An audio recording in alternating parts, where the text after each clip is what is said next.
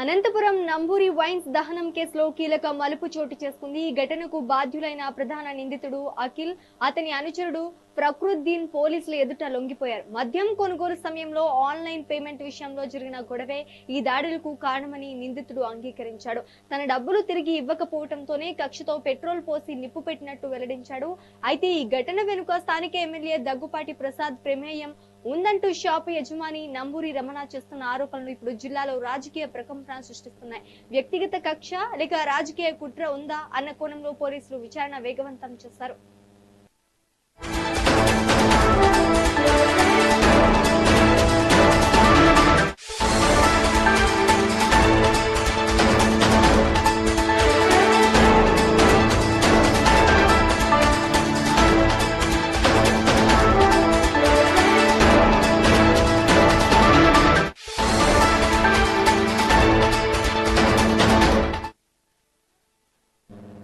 Anantapuram Namburi wines దహనం కేసులో కీలక మలుపు చోటు చేసుకుంది. ఈ ఘటనకు బాధ్యులైన ప్రధాన నిందితుడు అఖిల్, అతని అనుచరుడు ప్రకృద్దీన్ పోలీసుల ఎదుట లొంగిపోయారు. మద్యం కొనుగోలు సమయంలో ఆన్లైన్ పేమెంట్ విషయంలో జరిగిన గొడవే ఈ దాడులకు కారణమని నిందితుడు అంగీకరించాడు.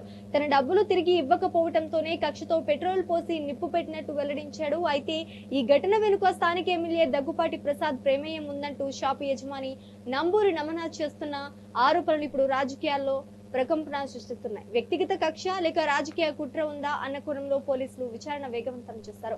ఇక ఇదే అంశానికి సంబంధించి మరింత సమాచారం మా ప్రతినిధి రవితేజ అందిస్తారు. రవితేజ, చెప్పండి.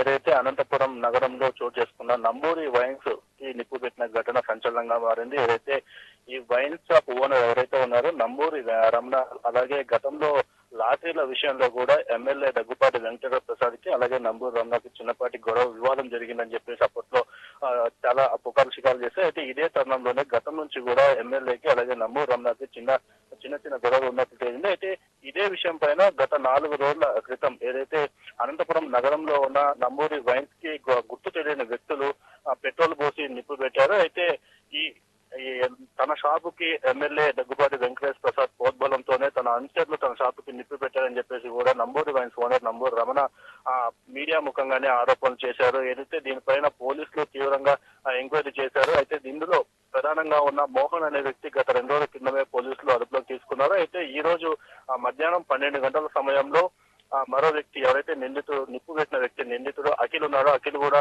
4వ పట్టణ పోలీస్ స్టేషన్ లో లొంగిపోయాడు.